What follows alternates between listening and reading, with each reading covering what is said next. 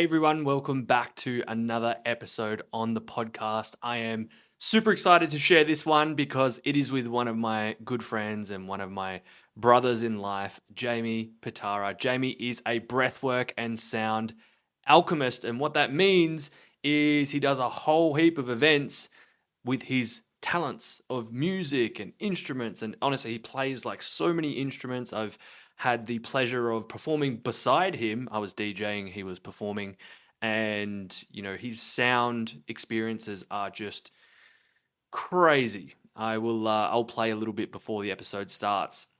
Plays the handpan, plays the flute, plays didgeridoo, so many different things. He's such a talented human in the work that he does, and he shares and he gives to the world to serve, but also has so much value to share. And just like our deep brotherly conversations, we dive deep into so many juicy topics in this one.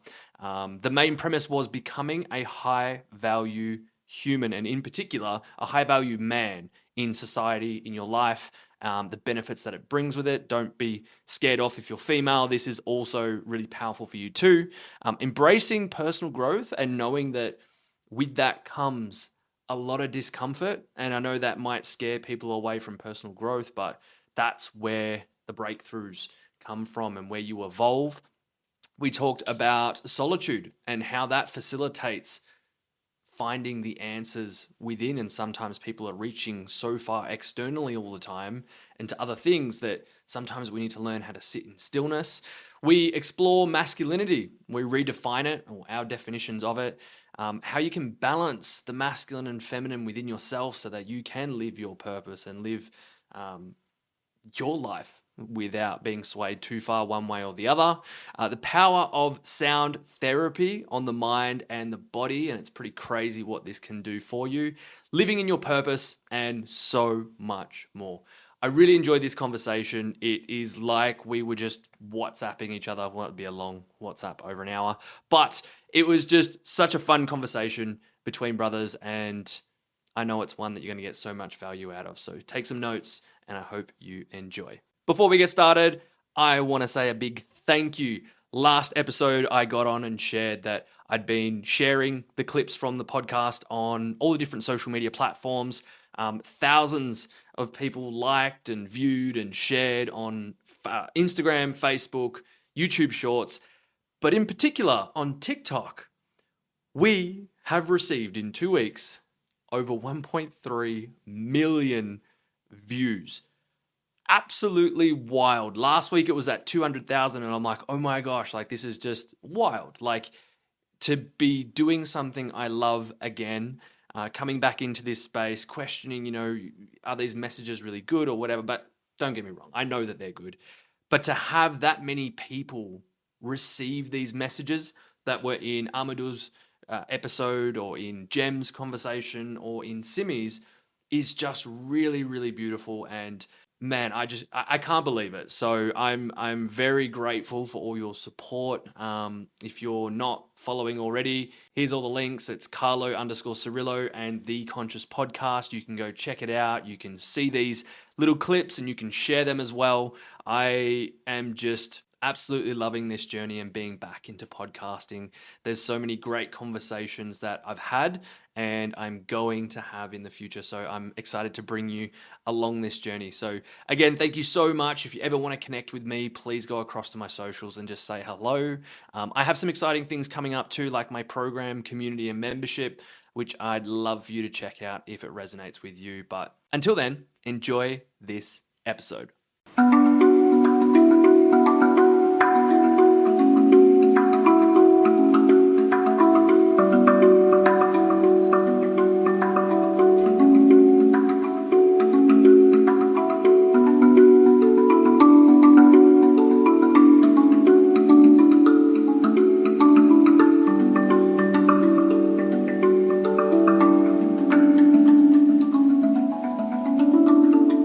Jamie. What's up, brother? Mate, I am grounded, grateful. I'm excited to have you here. How are you? Grateful to be here too, brother. Yeah. Grounded as well. Beautiful. It's been a long time since we've sat together. I know, we finally made it happen. Everyone's so busy at the moment to find space to be like, we're doing this rescheduling to finally make it happen, brother. Well, a lot's been happening in life. And then on top of that, I think the last time, it was my birthday. It was the camping trip. Yeah, what's that, back in April? A few months ago now. I know time's flying. Yeah, me, you, Steve, and Dan. That was great English of me. You, Dan, Steve, and myself, and I. We went on a little camping trip for my birthday. Boys. Much needed time away with nature, good men. Waterfall. Yeah. What was really nice about that, and I think we've spoken about this, was that there was how we know each other is through like cacao and ceremony and all these things, and it was just nice to get away and just, I say be boys, but like when you say that, what do you think of? You probably think of like, oh, beers and this and that. It's like, no, we just sat around the fire. Yeah. We made food. Yeah. We drank. Yeah, we did drink cacao, but like. It's just nice as well, because obviously, as we said, we're all in the space of service and giving and sharing, whether that's to the community or people, but as fathers, as parents, it's just nice to take that space, to put that on the shelf, even for just those couple of days, to just go and be in the presence of healthy other masculine energy in men. Yeah. You know, like I said, we're not going to the pub and drinking 10 beers. We're actually going into the forest to sit around the fire, play guitars, play handpan, drink cacao. True. You know, go and sit under a waterfall and just, have those meaningful connections and conversations as men. That were really important. So it was beautiful, man. Yeah. We need to do it again real soon.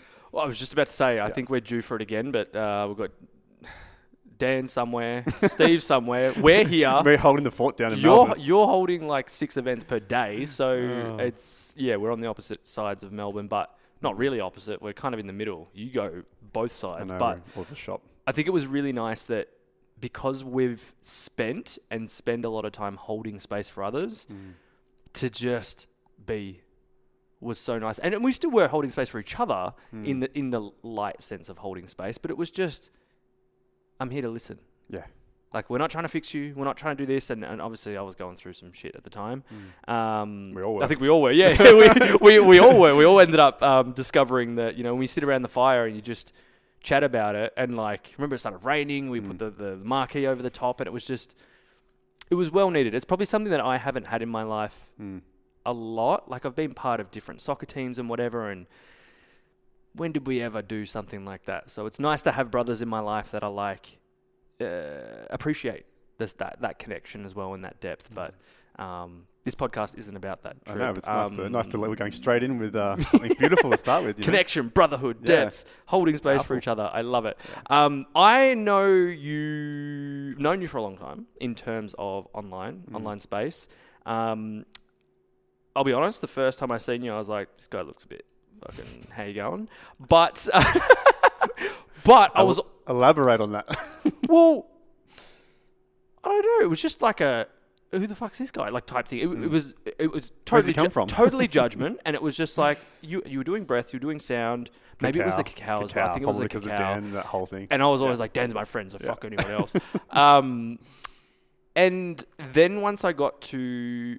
Obviously, Dan got to know you and all that, and then you at the events. I think the first time we kind of met was at one of the sacred parties. Yeah, it was a couple of years ago, I think. You performed, I was DJing, and it was like, hey, and it was just like, oh yeah, like, you know, when you meet someone, it's a bit different, and maybe I was in my judgment ego. Definitely was. We all do it. That man macho thing of like, I'm judging you. Yeah, I'm sizing you up, bro. I can't play the flute, but who's this guy coming into my community? Yeah.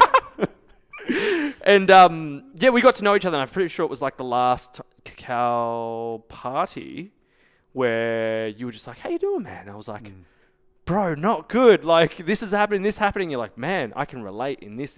And I was like, fuck, all right. And then we just created that group chat with the boys, and then we went away. And so I don't know too much about, I know what's happening now and the future stuff, but for those that don't know much about you and maybe haven't been to your events or have you on social media, can you give us a wrap up of who you are and the journey of what's gotten you to where you are now? And what you wrapping up's always a hard thing, right? I know. And for those who don't know me, I can talk.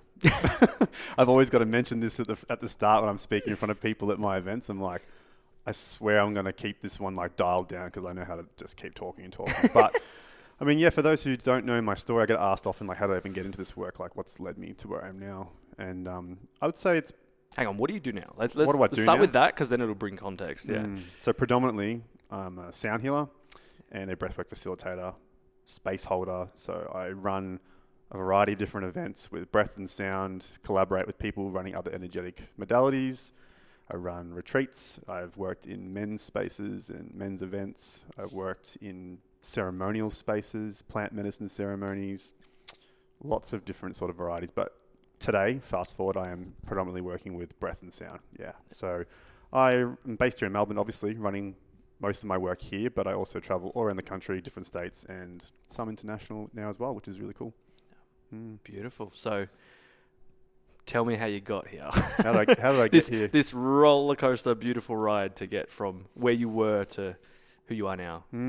I ended up landing myself unexpectedly in a potent and powerful 2-weekend workshop, self-development workshop back in 2019 called the Bridge Experience and Extreme Leadership, which is run by Preston Smiles and his wife Alexi. And I had no purpose or place being there at that time, but I somehow ended up there, which is another story altogether. But long story short, I ended up there, and that was a catalyst for change in my life that put me into many stepping stones that shifted and changed me to where I am today. So I owe a lot to that space. From there, I moved into men's work because that was a huge space for me, and another story again around the lack of good male role models in my life, lack of masculinity in my own self. And so I ended up, going down that rabbit hole for maybe the first year of coming out of finding some new passion and purpose in my life. And then that sort of flowed into ceremonial work, which is where I found cacao. Started running cacao ceremonies, had my own cacao brand and business, started working in plant medicine ceremonies, things like that. And then not long after that, I found breath, I found sound healing. Even though music's always been part of my life, it found me in that capacity later on. And then from that space, I started running my own events, and it's just been organically flowing ever since into where I am now. It's just the foot went down on the accelerator and then it never came off. And it's just gotten bigger and bigger and grander, especially the last 12 months, I would say. Things are really starting to move along a lot faster than they normally have. So it's been quite a journey of meeting amazing people and community to get here, including yourself and all the Sacred Crew, and just grateful. Yeah. So I've seen your work, been a part of your work, and sat in on your work, and not breath, but sound. You're multi-talented at so many different instruments. It is wild. Like, hopefully I can be able to put some sort of clip or something in there, because like from didgeridoos to flutes to handpan to what else? Oh, crystal instruments, lots of little trinkets. Like I live loop as well, create sound theatre through looping. So many different things. Yeah, multi-instrumentalist, yeah, for sure. And it's so impressive, and we'll get into this why and sound and all that, but were you doing any of this? Like, let's say prior to that personal development event or whatever it was, that one, what was life? What was happening in life? Where were you? Who were you before this? then? Yeah. I was spiraling out of control is where I was. I ended up walking away from my marriage and ended up going down a very spiral path of just partying and completely neglecting any form of who I really was.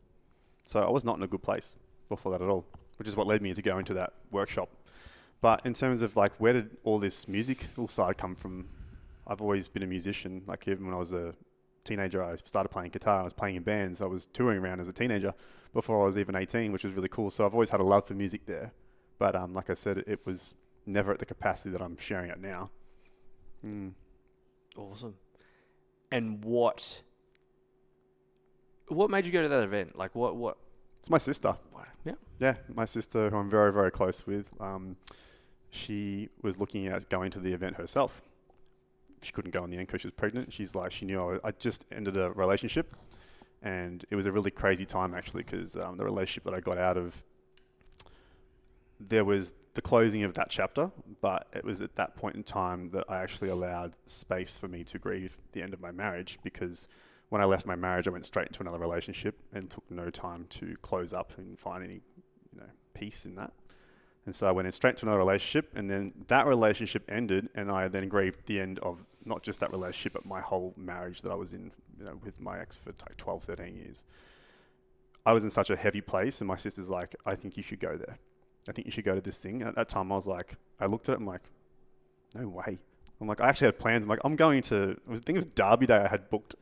I'm like, I've got plans to go to Derby Day this weekend. Like, this is the kind of shit that I was doing. And she's like, really? Is that really more important for you than what, you might find here? Anyway, long story short, I'm like, okay. I just knew I had to be there, and I went, and I'm so glad I did. It was one of the most impactful things I've ever done in my whole life. What would you say, like, that was the thing that, I guess, at this event that you realized or you gained that led you on this path? It reconnected me to who I really am, because I tell people, even as a child, I was very spiritual, very dialed in, very tapped in. And as I got older into my late teens, and alcohol and drug abuse was a big thing in my life, a lot of those things just went away. That version of me, like that soft spiritual person, very connected person, sort of just got put into that dormant state. And so I found for the first time since I was younger at this workshop, it uncovered those parts of me again, and got me to come back to remembering parts of myself who I really am.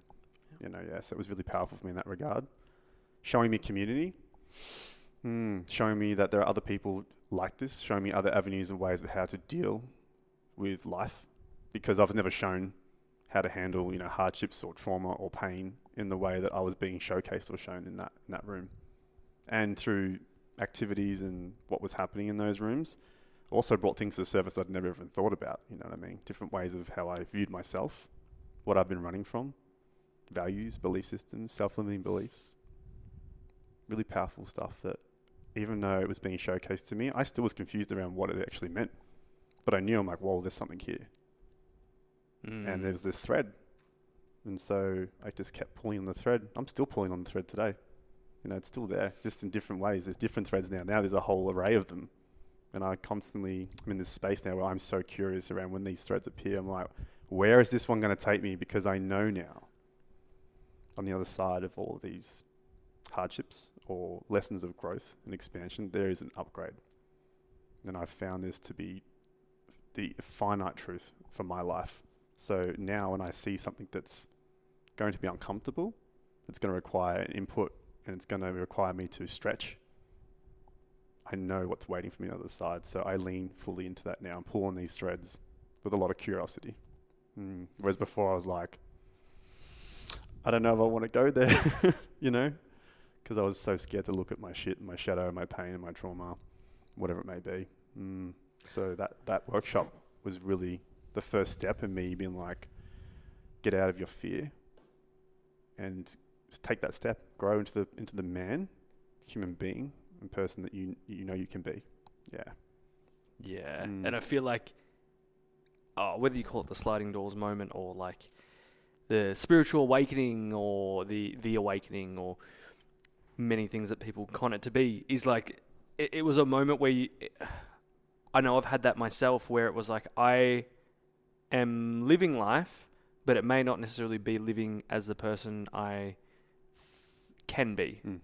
And it's not to say that version, like I say for me, like that version wasn't bad. Like if I had continued down that path, it would have been okay. Like I would have been existing.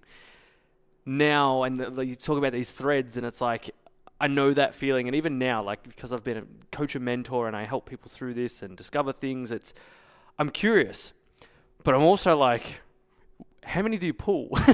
How hard do you pull? Yeah. How hard's too hard? And is it, I don't know, for you, is it something that you, like, when do you stop pulling on those threads? Like, is it a matter of... It's the innate knowing that I've discovered for myself. And this is what it's been a big part of my journey, is trusting to listen to my body and to that innate knowing and wisdom within, because so many of us have been conditioned out of that. Yeah. Out of actually listening to what our gut's telling us, what our inner knowing's telling us. So when we talk about these threads, you know when you get a result of what's happening for you. I was talking about this on my stories a little while ago around this similar topic around pulling these threads. And for me, it's like when life becomes really overwhelming, I have these moments, these markers in my life that I can go off, where life has been really extra. It's been overwhelming. And for me, it's this sign that I'm about to up level, because what happens is things that would normally not trigger me as much trigger the absolute hell out of me. people and places become a little bit extra more sensitive to me. My vices try to come back in. Self-limiting belief, the mind chatter, the head talk, it all comes in. And for me, I feel pushed up against this glass ceiling. Everything comes in really strong and hard. And I'm asking myself, like, what's happening here? Why is everything showing up for me in this way? And I know it's because I'm about to break through that glass ceiling and elevate to the next step in my life. And so that's a good example of, like, when I pull these threads, I'm like, I know because I've experienced this. That's a really good example of pulling that thread and knowing on the other side, it's always been an upgrade for me. Yeah. And so I know just to stay the course, lean into it, don't lean out to it, and it will reveal itself to me in that fashion. And are those threads, would you say they're moments where, or things that, like you said, make you uncomfortable or trigger you or it's sitting make with yourself. You feel a certain way? Like, how do you know that those are threads? Because they're uncomfortable. Because they're things that I don't have answers around. Anything that I know is not something that needs work on so much. So for me, if I'm like having to sit with yourself and the discomfort of an unknown, that's a huge thread. Yeah. Because you don't have the answers. You don't know what's going to happen. You don't know what the outcome's going to be. And you have to trust and deepen into a deeper layer of surrender that you've never had before. And so when you can learn to just soften into that discomfort, into that next layer of surrender, that's when you know you're pulling on the right thread. And I think from my experience, like these past 6 months, and from all my voice notes, we sent some lengthy voice notes to each other. Golden library of voice notes. Hopefully these don't get leaked anyway. For all of our sakes, but for me, like the past 18 months, but 6 months specifically, of just being in a really uncomfortable situation, so many emotions, knowing a lot of the processes, but getting to a point where I just had to sit and feel and listen. And for me, it was in the sauna. I'm not saying everyone has to do the sauna, whatever your thing is, but for me, it's uncomfortable to sit. I think for most people, because we consume so much in our life to cover up all the things that are going on in our head, like whether that's through working, socializing, then you go to the things that probably aren't as healthy gym, alcohol, drugs, all these things to numb, I would say, some of those senses, some of those feelings, distract from those things. But like you said, with pulling the thread, it takes someone that goes, oh man, I want to pull on this thread to just see where it goes. Like, I've got that, like, I want to sit in this. And I sit in the sauna because the sauna's not fun. I like it. But it's like a ice bath experience. Like, I love these things, not because I put myself in pain, but the discomfort of like, I'm in this, I've got to sit. I can't deny that it's happening. And every time I've done that, not every experience is so deep, but most of the time when I've sat in that sauna and let myself just, let the thoughts go, like let them run. Instead of running away from them. Let it come in. Yeah. Feel it. I mean, there's times, and I'm in a apartment, right? So it's a public sauna. Anyone can go in. There's stories about that. Met a monk in the sauna, but that's another day. I'm sitting there. Sometimes I'm crying, and it's just coming out, and it's just like, I used to judge that, but now it's like, no, just sit there and feel it. Yeah. Because that's where, one, I'm feeling it, right? I'm processing, connecting to my body. Yeah, processing. Great word for it. But I'm also then on the other side of that, will find maybe the peace, maybe the answer that I'm looking for. Why do you keep? Because there's probably people listening right now, like I'm playing devil's advocate now, and I'm just like, but what if you and you're like, do I have to keep going through things? Do I have to keep pulling on threads? If you want growth and expansion, you do. And people need to realize as well, this is not, it's that saying, a cliche, it's not a destination. Sorry, it's not, you know what I mean? Like, you get to this point, it's forever going. The work's never ending. You complete one part of the puzzle, and then the next part will reveal itself to you. And in terms of like sitting with yourself, this has been a big thing for me this year. Is I've had no problems with so much sitting with myself these last 5-6 years. Done a really great job at being able to cultivate that space myself. What I've found this year though in particular is finding space to completely take the appropriate amount of time to be with it on my own. I have a really beautiful community, family, friends, like support around me. And in my past, I would bring a lot of my hardships or whatever's happening, coming up for me, triggers to the table because I really valued those people's opinions, and I would lean into them thinking that they can help me, support me in this journey, which is true. But I think we are so used to now looking for answers externally, even if the intention is good by using the right community, that we kind of bypass any space where we can actually come up with the answers ourselves, which are the most important ones. And so for me, I think that's been a huge part of like, you got to be in it. You have to process it. And the same thing, like with all the work and modalities we talk about, people can go. You can go to the breathwork events. You can go to all the retreats. You can do the plant medicine ceremonies. You can go and work with all the coaches. These are all powerful and beautiful things that you should be doing to continue working yourself. But if you're relying on these external spaces to give you the answers, it's never going to land for you. The work you do behind closed doors on your own is the real work. You know what I mean? Like, how do you take the information that's coming internally and what you have taken externally and bring them into this space within yourself to really figure out what's coming through for you? What do you really feel? And being with yourself is really uncomfortable. I've found it to be wildly uncomfortable for me sometimes. It's to the point where, like, I've honestly had moments where I'll sit on the couch and I'm like, I don't know what to do with myself. I don't know what to do.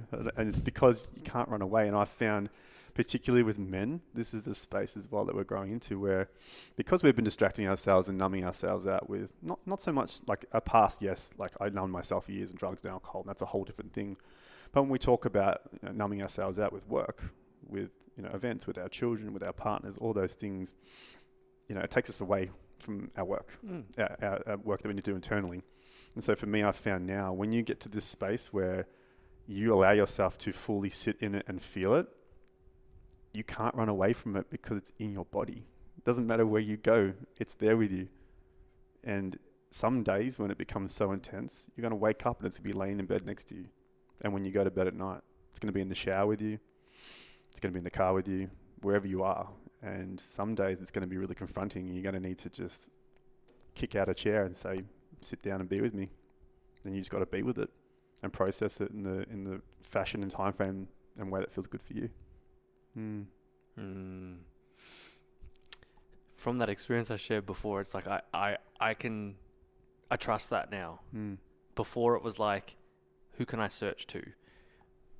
What coach, what mentor, what book has the answer? But the more this year, especially, withdrawing from all that and going, just sit with it. It's bringing so much peace and trust within myself, because it's like you said it so well, those outside things, the events, and I've seen, because hosting Cold and Conscious for 2 years every weekend, my own events, my own studio, seeing people come back and I'm like, amazing, I'm holding a space for them. Then that little bit's going, but you're still distracting. you're doing the same, you're almost coupling it with a distraction. Not to say it's a bad one. You could be doing a lot worse things. It's a good environment, but yeah, that element of go sit with it and learn how to sit with it could bring so much progress. Just even if you do, like, there's nothing wrong. Like, we should be, looking to get support in whichever way feels possible for you. Like, but taking the space to, like, just be with it yourself first. You don't have to have the answers either. I think, like I said, it's about connecting to your body, letting your body fully feel it. And if it's wildly uncomfortable, painful, it's like, just got to do that. Yeah. We've been conditioned out of feeling in a big way. And trust, yeah, that's been a huge part for me, is trust and surrender. And I'm still learning this, and I'll always be a student of this. There are still so many moments in my life that I'm like, big breath and surrender. I don't want to surrender today. Well, you just have to. You don't have a choice, And it's like that. I don't think anyone's ever going to be immune to that. You evolve and grow into this next version of yourself, and then something new will pop its head up and force you to surrender even more. If you choose to, you know what I mean? Like, this is how that cultivation of growth happens, though, I believe, from my experience. So Tell me about what is sound healing, what you found so powerful in it, and why that has become so important in what you do and how you hold space and create a healing environment for others. Well, with sound healing as well, like it's one of these things. I don't particularly favor the title sound healer, because you know that whole saying like, we're not your healer, which I'm a big believer in. Like, you know, I'm one of those people that provides space and environment for you to do the healing on yourself. So I don't particularly like saying that I'm healing you by saying sound healer, but it's just a term that everyone knows. It's a good title, so it's kind of why I run with it. You know, some people prefer to say sound bath facilitator, whatever it may be. But from my place of sound healing, like, you know, a lot of people will use sound healing to help cure ailments and diseases in the body. That's not so much what I work with sound with.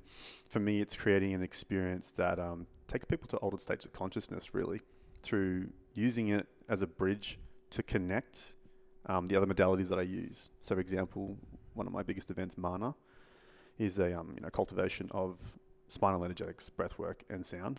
And the sound componentry in that event is really the glue that stitches all the modalities together. So it's very powerful in that regard.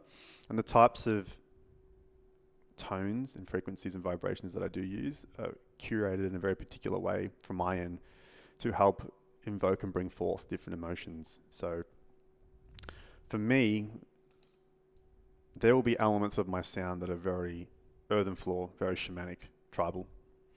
And those kind of components are very powerful at, like, especially when we pair it with breathwork, at really scraping the bottom, the shadowy parts of people's inner being on their journey, bringing that up to the surface and to the top. And then some of the elements of my journeys, which are very light and ethereal, are very powerful and beautiful at, like, washing away all that we've brought to the surface. So different parts are designed for different, reasons. But I mean, when people ask me for like a brief overview of my interpretation of sound, I always kind of just say, it's so much more than an auditory response and what we're just hearing, because really sound's a human construct. So when we think about sound, we think about it in its rawest form, which is frequency and vibration, which is taken into our eardrum and turned into sound. So, without human beings, sound wouldn't be here. It's like that old saying, if a tree falls down in the woods and no one's there to hear it, does it make a sound? Very similar kind of analogy, right? You're sitting there going, does it? Well, no.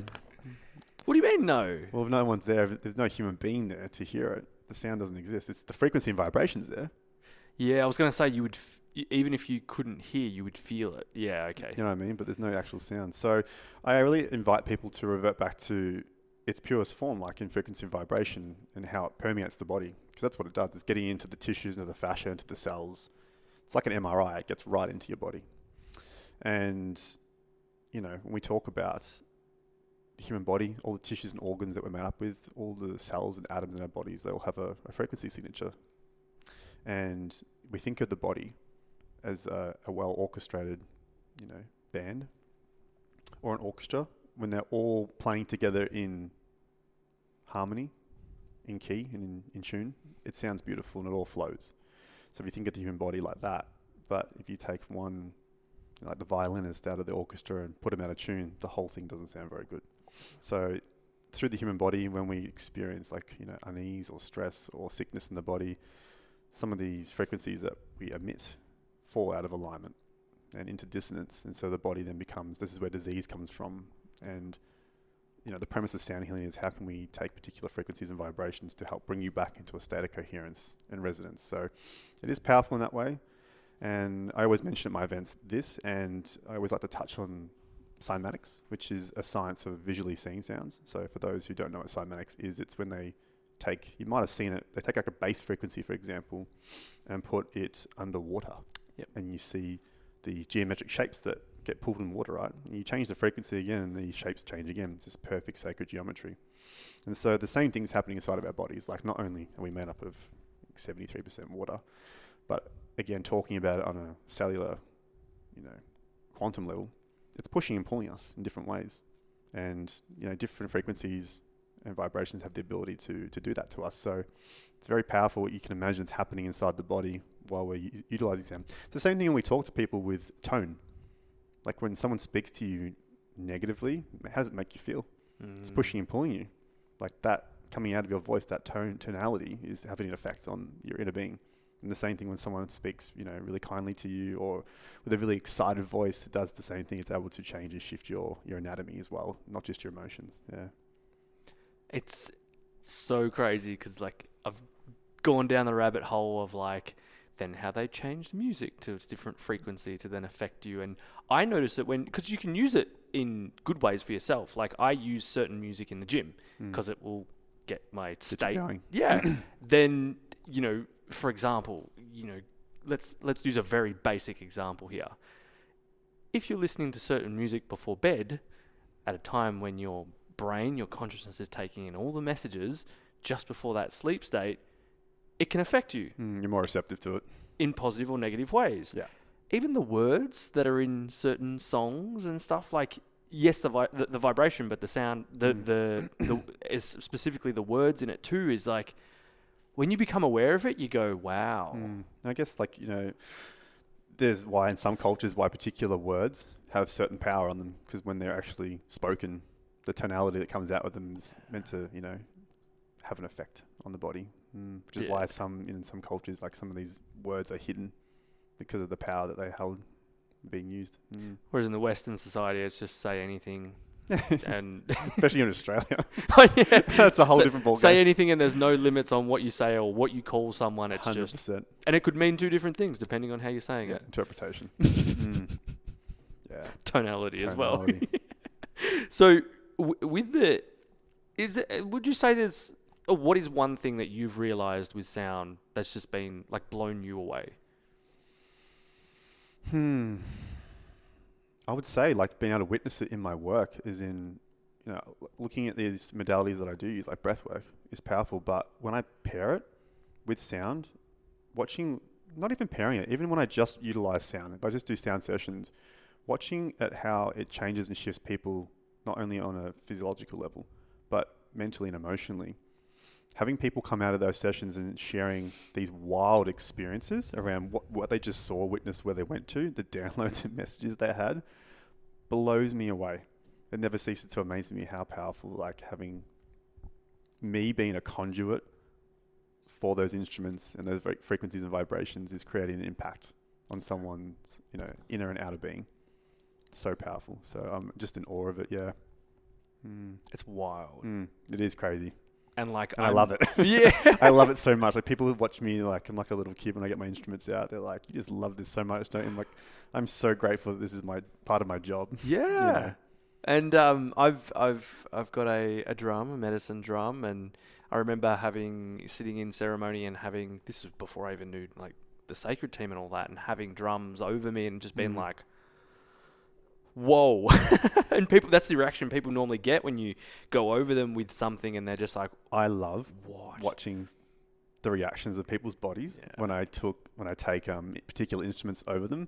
I always have to give people a heads up before my sessions. I'm like, if you feel vibrations close to your body and head, please don't be alarmed, because there's been so many times over the years where I've walked over with the dig and it's just like scared the absolute bejesus out of them.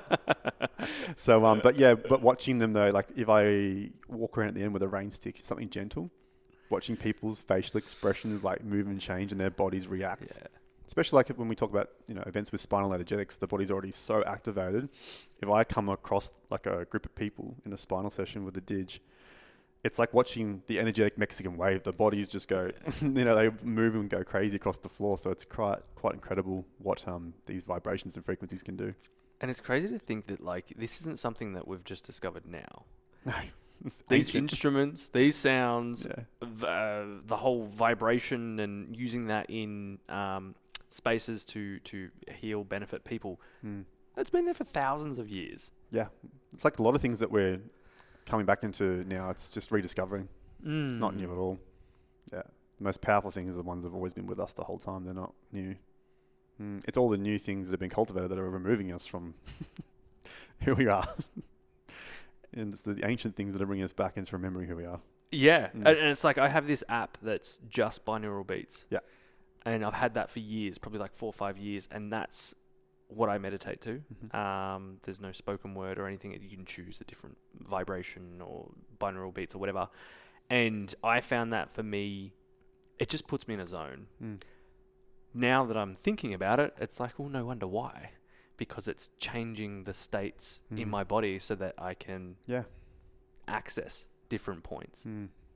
Is there anything that you've found that, like, for example, do you wake up? I've just watched the video last night of you and Dan when he had the bowl on his head and on his feet, and you the one that went viral. Yeah. Where you're playing the didge, and he's like got one on his head, got one on his feet, and he's like, other mates go to the pub, spiritual mates, go into the forest, and it's like, what can someone do? Like, is there something like really simple that someone can do with sound that would help benefit their day? Well, the most simple thing anyone can do is, like you said, jump on Spotify. Like, if you're not a musician or you don't have any instruments at all, there's like binaural playlists, there's frequency playlists, like any kind of different frequencies, because obviously different ones, help produce different effects. So, like for me, I go to sleep most nights with ambient nature sounds playing. That just helps me, you know what I mean? So if you don't have any instruments at home, you can just dial into, Spotify and stuff like that. But I mean, I get lots of people all the time like, where can I start? What can I begin with? And there's heaps of instruments that are really beginner, user friendly. You don't need to have any experience in, being a musician or sound healing or sound therapy to get into them, for sure. So it's just about what people are more drawn to, So you don't have to have a whole, crystal bowl set in your house and sit around it. And crystal bowls are a nice, easy one to begin with. Anyone can play them straight off the bat, but you can just get like a bowl. You know what I mean? Yeah. Or a medicine drum if you want. Or got them all, guys. Got the whole lot. I want them all. I've got the set. I got given last year. Well, I didn't know you 2 years ago. At all? No, really? No, we would have met 2 years ago at the cacao party. The first one we did. That was over 2 years ago. Damn. Okay, so maybe my birthday 3 years ago. I got given a South American flute. Native American flute. Yep. And everyone else had an instrument, and they were like, "Oh, Carlo needs an instrument." And honestly, like I've watched you and heard you play, and I'm just like, "Yeah, damn." I'm still over here like. Again, though, it's like it's just but the time you put into it, sitting there with it though, and just playing is like, because there's no. I can't read music, but there's no notes. Neither can I. To look at, but it's feeling. It's for me. I went to a particular high school just to learn music theory, and it just didn't really mesh with me. I could never really get into the theory side of music, so I don't know how to read theoretical music either. And everything I learn, people are like, where did you learn to play so many instruments? I'm like, it's all self-taught. And for me, it always just feels like, again, I'm not learning something new here. It's just rediscovering something. I've done this before, somewhere, off in the ether. I don't know where, but it's just a remembering for me. And anyone, just if you put enough time into it and sit with these instruments, like they'll come through for you. Past life stuff. Yeah, sure. Gifts.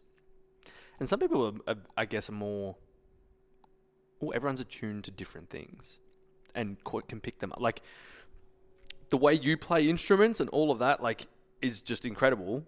I've had a guitar since I was 12 and still, play my 3 songs and that's it. And I say 3 songs, it's 3 like choruses. But, and then Dan picks up a guitar and in a year he's just going, playing this whole medicine journey. And I'm like, all right, maybe mine's spoken word. Depends how inspired you are. True. You know what I mean? Like for me, if I see something, I'm like, I've got to learn that. I want to learn it. Yeah. I want it to learn that so bad I can feel that part of me wants to come through that. Yeah. Then it won't take much for me to pick up something and do it. Like I'm very much like that. And I think that's the same for a lot of people. Like guitar was the first instrument that I learnt. Yeah. Like people don't know, I actually used to come from playing in like heavy metal death bands.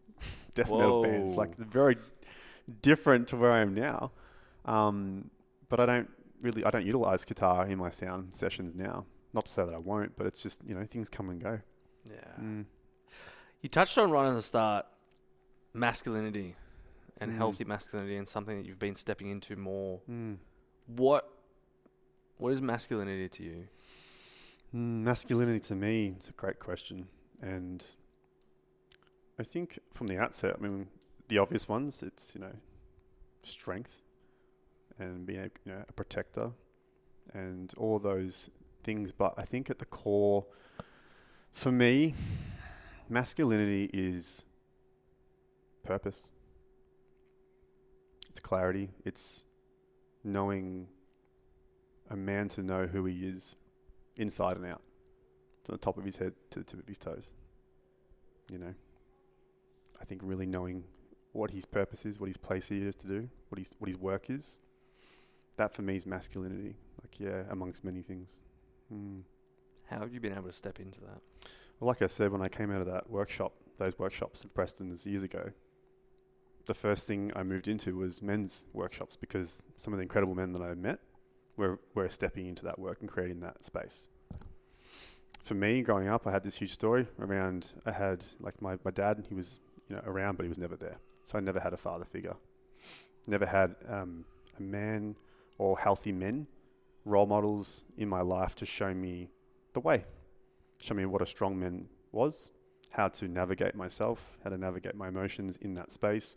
And I talk about this often here, especially in Australia. It's like one of the worst places in the world that we have no rites of passage here at all. There's no space for men to be shown how to lead and how to step into that space. And I'm definitely a byproduct of that space here. Yep.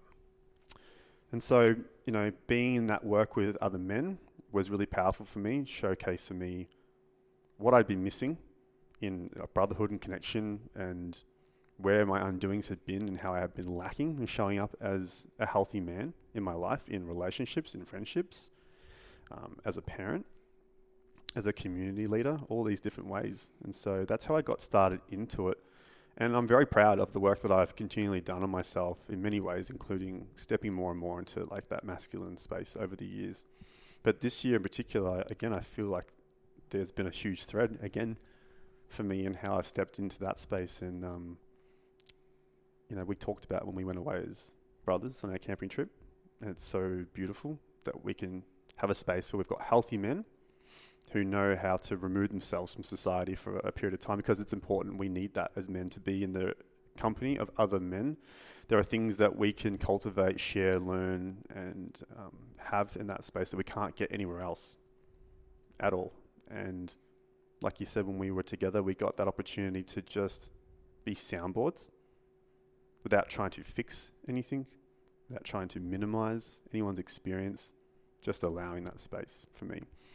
I think, honestly, one of the biggest things for me this year around stepping even further into what masculinity is for me has been the feminine, really calling me forward more and more into rising to that occasion. And I'm just in deep awe of that this year, and have been deeply grateful for the journey that I've continually gone on this year with that. And it's because the feminine brings such a different mirror or aspect to it that allows you to evolve as masculine. Yeah, again, this comes back to, for me personally, my own growth and what I notice in the world around me. Having high value women in a man's life will force him to elevate.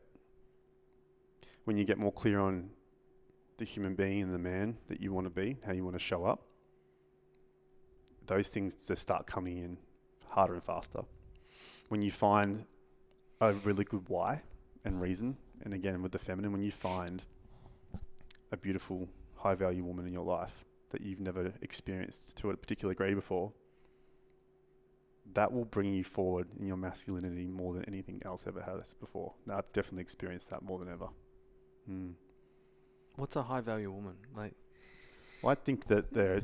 Paint the picture. I think that they're very similar to high value men and high value women. You say value not from a place of status. Not status, no, but self-respect is a big thing. This goes for both ways. I think self-respect, having empathy, compassion, kindness, love, having purpose, being authentic and integral, very, very big things as well. Make up high value men, high value women, knowing your values, knowing your boundaries, what you will and won't accept. Very, very big elements around having high value people in your life. And not to say that we don't have them, but I think there's levels to how you experience those as we all have boundaries. But your boundaries become stronger as you become stronger and as you become bigger. And as you stretch, these things become bigger as well. You know what I mean? So the dance of becoming more high value masculine. What were the elements that you had to work on yourself to even get to that point? Continually taking ownership. Big time. Yeah. Being able to really even though I've been doing this for a while, again, it's that level and those stepping blocks that you take, just taking more ownership around, your own bullshit. Again, being able to sit with yourself more and more. For me, a big one was values. Always had values, but this year I definitely have gone through a period where I've had to really question how embodied am I in some of those values. Not to say that I'm not, but I've definitely had a space where I've gone and revisited it. I think that's a big part of the work, is like continually asking yourself these questions. And this is what I meant when you have like high value people in your life. For me, it's having a high value woman in my life that's held a mirror for me around, okay, these are the values you said you've got. Are you actually embodying them the way that you not only want, but the way you say you do? And without it being projected upon me, it's just, again, holding that mirror for you. And if you choose to look at it and you kind of look at it and go, I've got work to do. Yeah. And it goes, like, I like that because there's the side where there could be people that are listening that say, well, this person in my life, or whether they're partners or not, just projecting that mirror saying, you need to work on this. I think there's the healthier side, but it's also it's not coming from pressure or force. It's, you say you want to be this is what you value. And I guess the values of a man, in terms of strength, integrity, those things, you're not stepping into that. I'm just going to show you that. Mm-hmm. And how does that feel? Feels powerful. Well, the other way, if you weren't stepping into it. Oh, if I was getting told what to do. No. If you weren't stepping into those values and someone's holding that mirror, I think it goes back to what we were saying at the start. Like, that makes you uncomfortable because then you're like, and you haven't been owning your shit. Like, for those listening, right? Man or woman, female, masculine, whatever it is. If you don't have someone holding that mirror and you hold that mirror up to yourself, are you being the person that you want to be? And if the answer is no, then that is uncomfortable. Yeah. And that's what I found challenging this year. And I had to go, I was doing my own program as I was teaching it. I redid my values and I was like, oh, no wonder why. I've been like, not even trusting myself. I didn't value myself and I didn't even trust my values. So that discomfort, like, as much as we think of like that could create a spiral of like, oh, I'm in this shit place and I'm this person, and if you're in that spot, like, okay, but hold the mirror up, because like you said, like, that's powerful. If you can hold that up, you can now start to do something different. And then if you've got someone in your life that can hold it up without that pressure, it's powerful. And like you said, like, it's always there for us and different people helping us see it, whether it's ourselves or someone else holding the mirror for us. But what phase and stage of our life are we at that we can actually accept what we're seeing, what we're being shown? What can we see? Sometimes you can hold it there and people won't see anything. So it really depends on where are you at? What season of life are you in right now where you can take that next step and level up? But having someone there to help you, again, because the last thing we want is projection. No one's ever going to grow from a place of projection. You need to be this, you need to do that, you need to do it this way. Why aren't you good enough? All it does is reiterate for us like self-limiting beliefs, stories, patterns, trauma. But having someone supportive in your life who can actually see you and see all of you. And they see parts of you don't even see. And when you have someone like that in your life that can see those versions of yourself, they have the ability to showcase for you where you need to go with it in a place with love. And it's when you get shown where you can be bigger and better from a place of love is when you will thrive. That's when you'll step in like all the way and where you'll want to step in. This is what I meant about having, in my experience, like a high value woman in my life. Just wants to see the best, greatest version of me there is and operates from a place of love. You know what I mean? It's a really miraculous thing. It's a different energy, isn't it? And it's a different... Like, I love this note. We've never spoken about this, so it's really nice to even hear this out loud, where it's like, high value does not mean, everyone's got everything solved in their life. They're healed, they're this or that. It's just someone that stands with integrity, but is also there. It's almost like, I'll call you out, but I'll call you forward. And I prefer using those terms, calling forward rather than out. Yep. Because out is the projection. Yeah. What I mean? It's making you feel bad, but calling you forward is definitely a much softer way to say, hey. And that's what good partnerships are about, right? Yeah. Sometimes we need it. Sometimes we need to kick up the ass. Yeah. You know, it's not all about doing things with love. Sometimes you need that. You know? And that's partners, that's friends. Yeah. That's your circle. Yep. Like, man, being friends with you guys and having like going in the group chat and it's like we'll call each other out on shit. Yeah. Yeah, I've definitely had that. Can't be before as friends well. with Steve and Dan. Big time. Yeah. Yeah. But again, it's part of this growth game.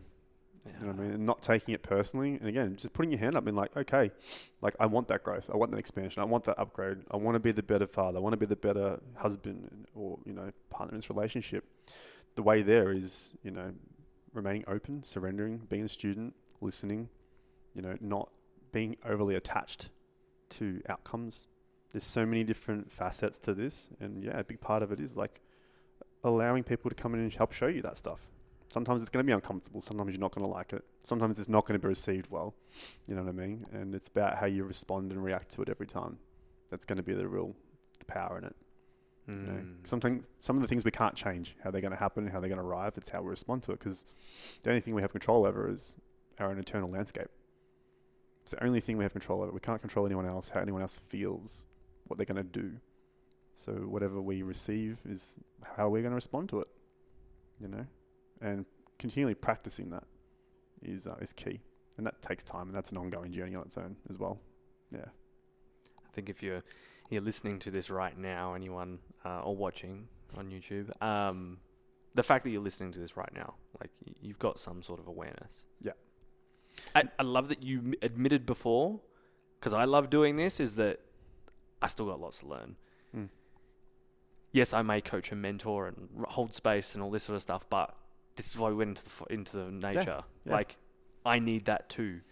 If I don't have that mirror, I don't think there's a point where you get to where it's like, I'm done. No, never. I've done it. Absolutely not. And I am a high value man because I ticked that box. Yeah.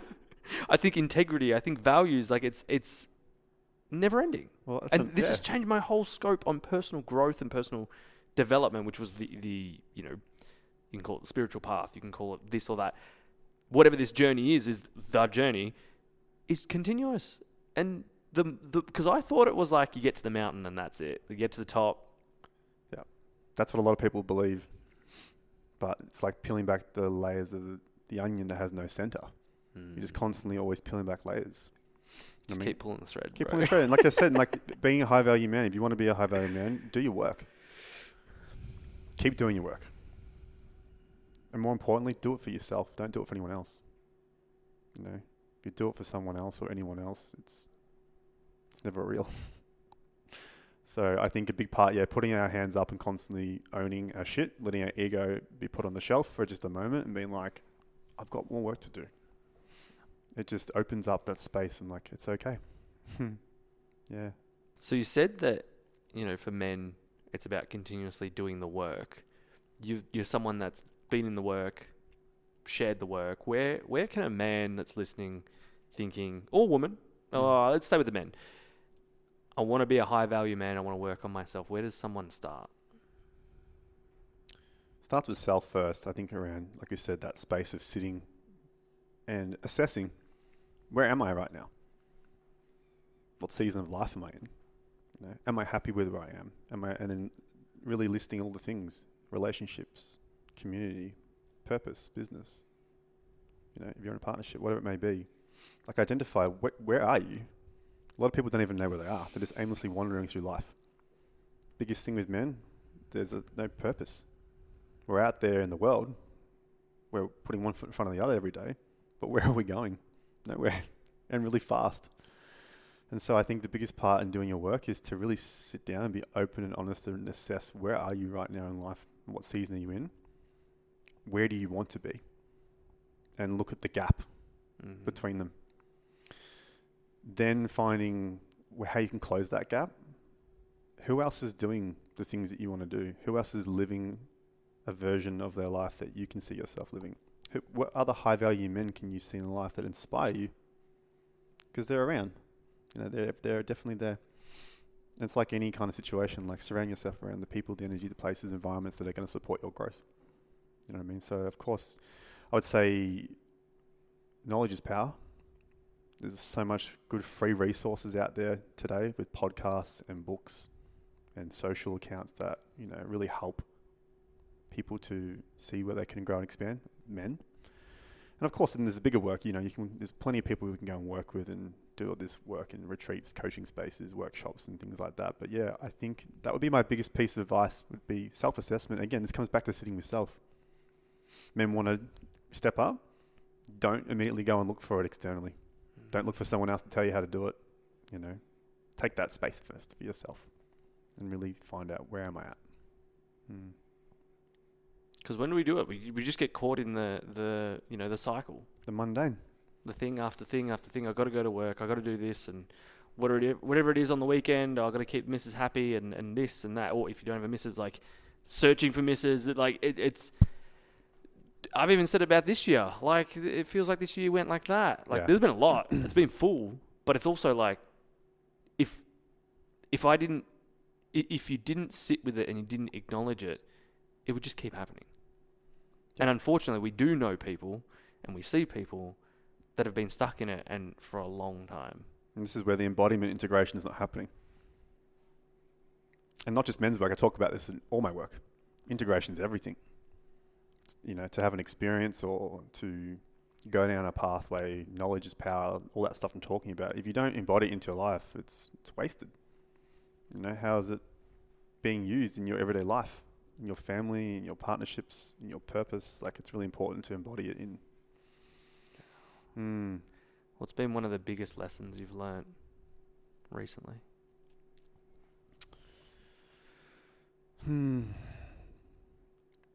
Probably the biggest lesson is one of my favorite sayings, and that's that everything in life is temporary. You know, the good and the bad.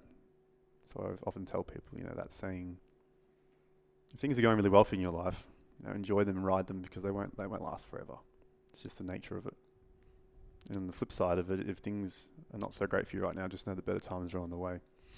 And this year, as I zoom out as an overall, it's been beautiful. It is beautiful. I'm so grateful for everything that's happened for me this year. But that's not to say there hasn't been ups and downs and moments where I'm like, I'm in a lot of discomfort right now, like a wild amount of discomfort. And having that lesson from that saying coming back to me going, this is just temporary right now. You know, and that, again, that growth is waiting for me on the other side, learning to trust more and more. That's been a big one for me as well, is like continually, like I'm always learning to trust, but like the layers that I've had to really just surrender and let go. I will say the amount of patience that I've had to cultivate this year has been a very big lesson for me, and one that's really paid off really well, and something that I'm really glad that I've been able to keep continually cultivating as well. Amongst many things. That actually just made me think, going back to the high value man, what is the result of a high value man? What does that do for... Helps humanity. Yeah.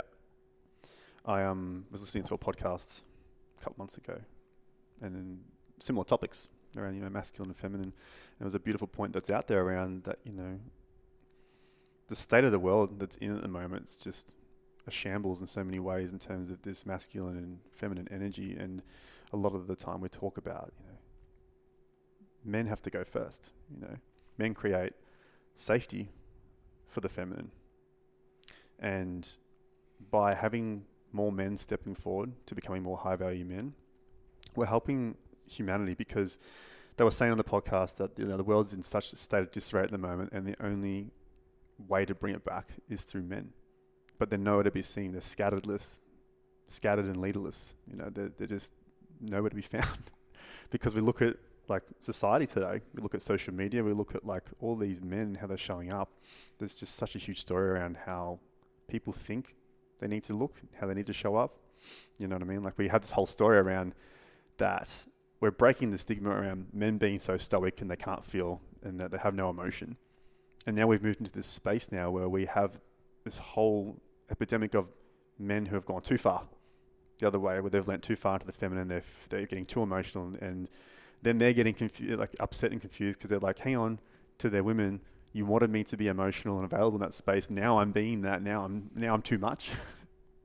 So it's trying to find this balance now around how do we spiral back into this ground of masculinity. And I think when we have the outcome of strong, healthy, masculine, high value men, we are doing the greatest service to humanity that there is, because it's just needed. It's needed all the way. It's what leads everything. You know, it's how we lead the feminine. It's how we lead purpose. It's how we lead, passion. It's how we build. It's how we move forward. It's a really important thing for us to be able to cultivate. Whoa, that was beautifully said.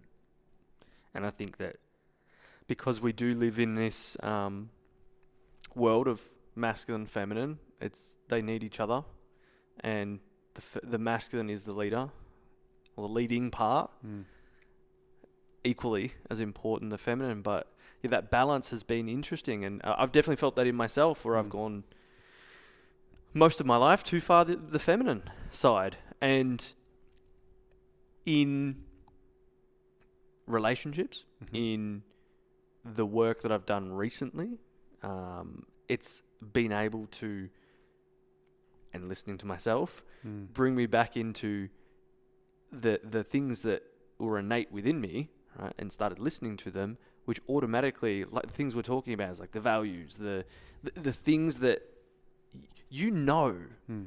what being a high value human consists of. You know it. You've just not been doing it for so long. Because it's difficult. Yeah. Right? It means undoing patterns and stories and conditioning that you've had your whole life. From what people have told you, no, this is. Yeah. And then for me, it was like, but that doesn't feel right. That's what you think. Yeah. And you said social media before. This is going to go on social media, right? Of course. I'm going to put clips up on TikTok and all these things.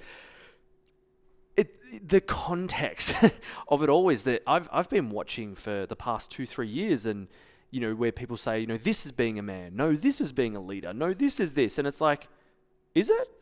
Like, or is that just what you think it is based on those perceptions? What innately, and who am I to say what's innate to me is what feels masculine. And to me, everything's not going to resonate with everybody. Yeah. That's the power in it, right?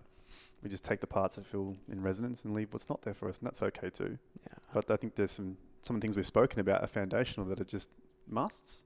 Yeah. You know what I mean? And this space talking about, like, for me growing up as well, because my father was never around, I was raised by my mother. So I was instantly mothered a lot in the feminine space, which is why I never had a problem growing up having connections with the feminine. Yep. Growing up in school, that's who I had most of my friends with the girls and, the females and the feminine. And, that's why it can be difficult for some men to have a space of masculinity, because it's just never been there. They've been mothered by, the women in their life growing up, and that's shown up again in their relationships. And so it's really about finding this balance in this day and age. It's like, how can we pull it back together? And I found that, for me, like being a soccer player for so much of my life and playing at a high level, there's this, you're around men, but there's not much deep connection. Or I didn't find that. I always felt very different, a lot more feminine, a lot more softer. Would talk about my emotions, and it was all very much like walls up type thing. And going through school, similar thing, very similar to you, like very much more connected to the girls, the feminine. But what I found, last year, especially in Mildura, I created at my studio a men's circle.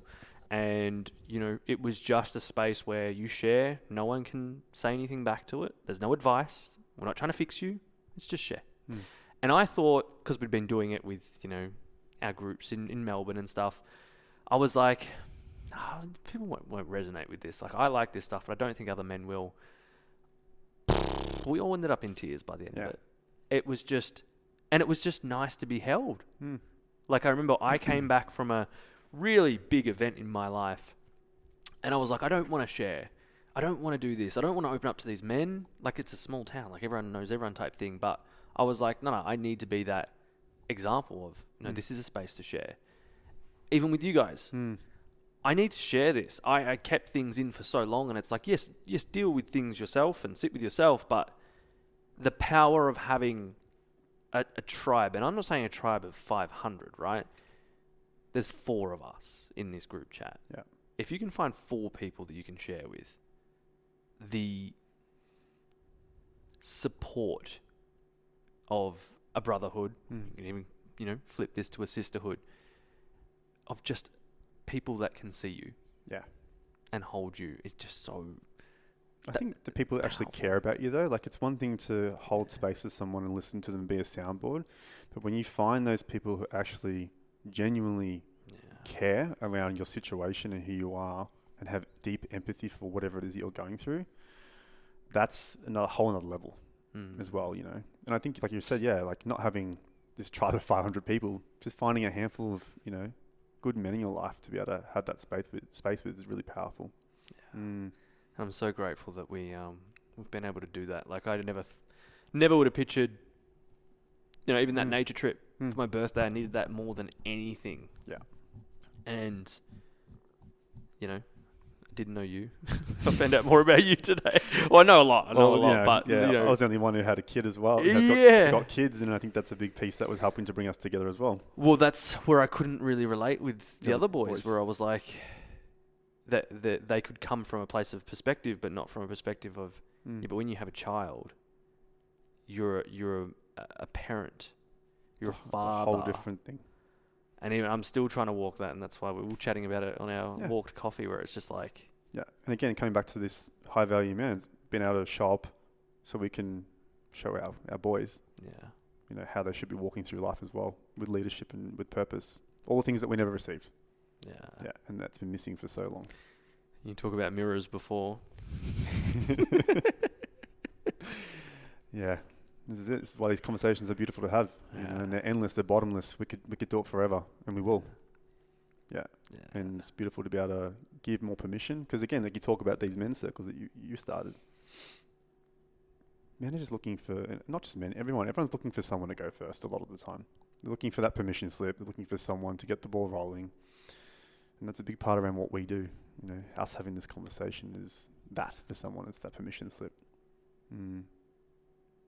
Because a lot of people, especially in these circles, they sit there and they go, I want to share, but I can't. Someone does, then you go, I'm sharing. I don't know what that's like. When I sat in that workshop that I said I went to, I sat there, I couldn't speak.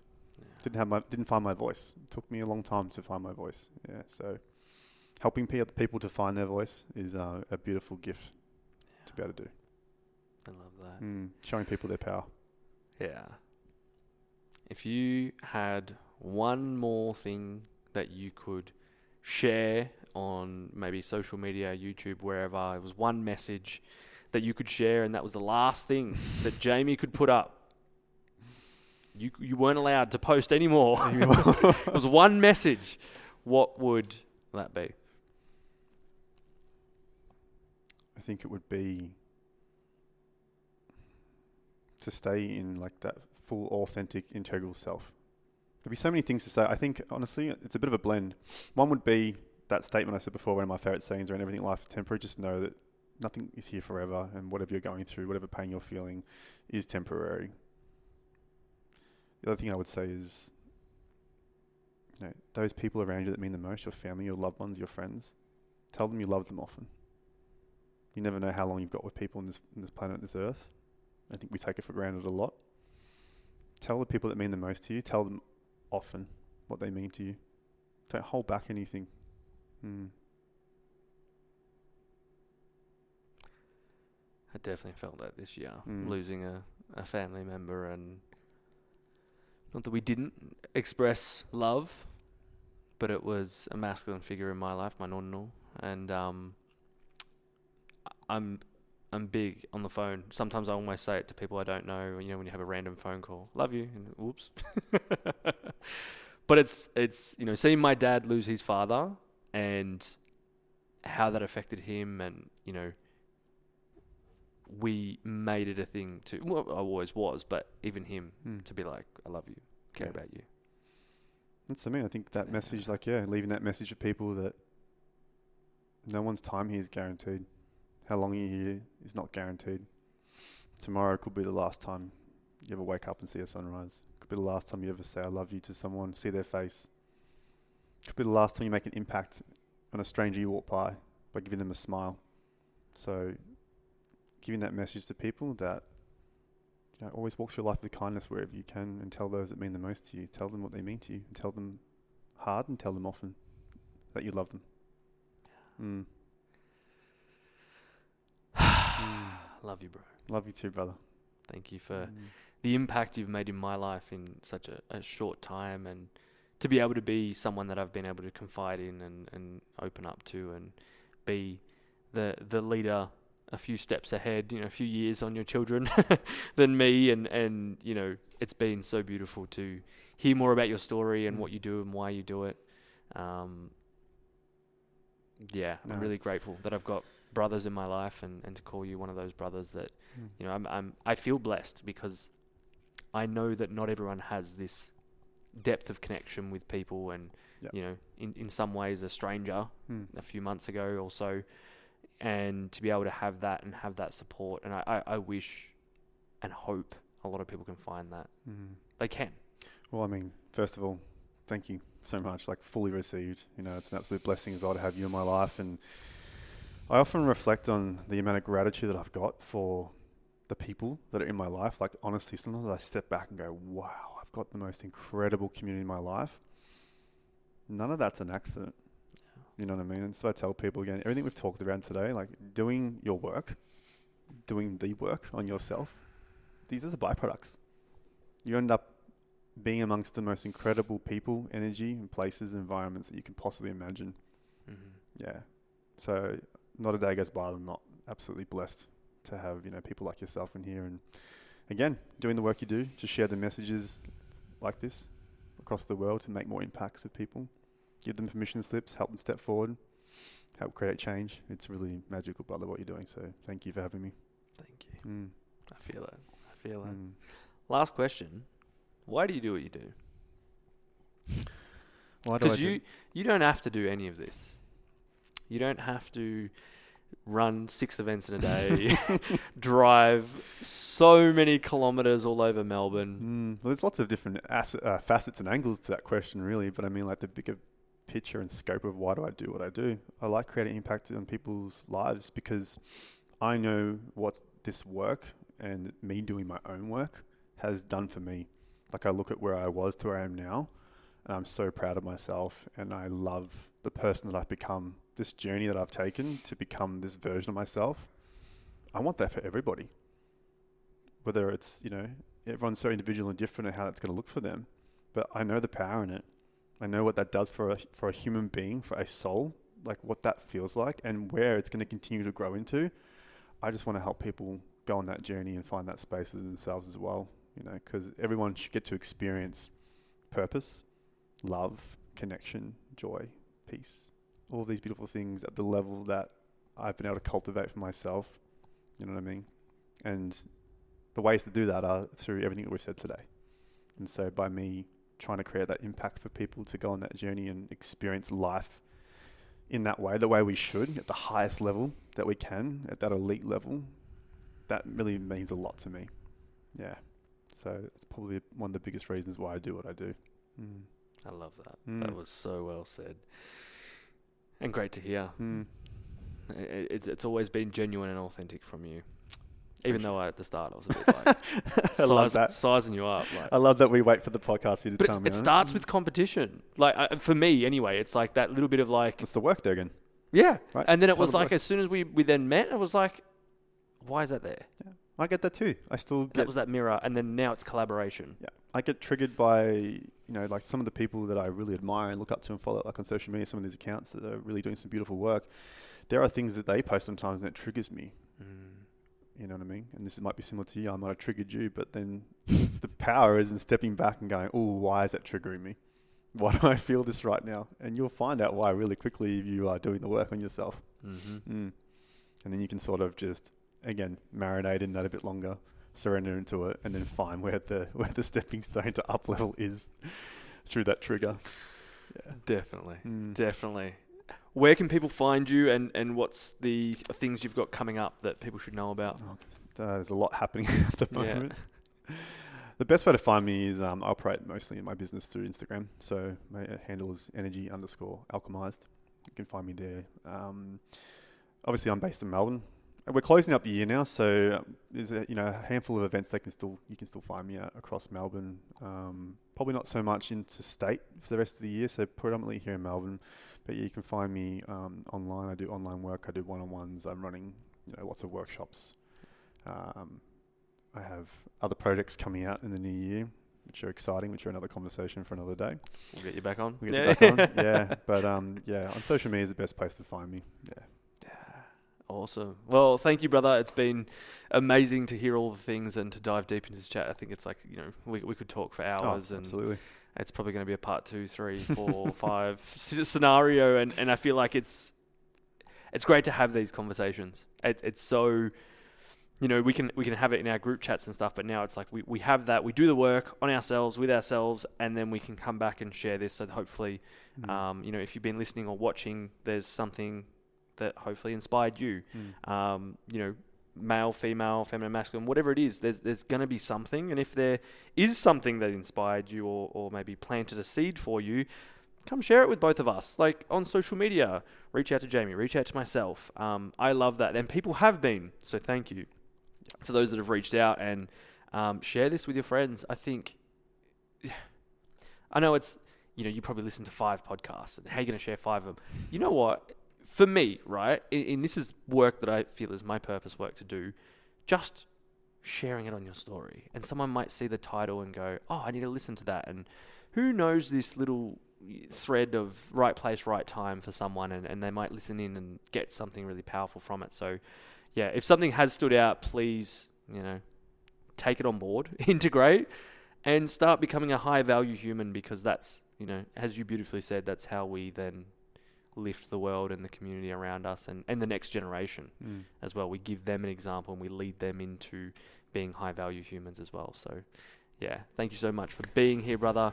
Appreciate you, and you guys for listening. Until next time, take care. Peace.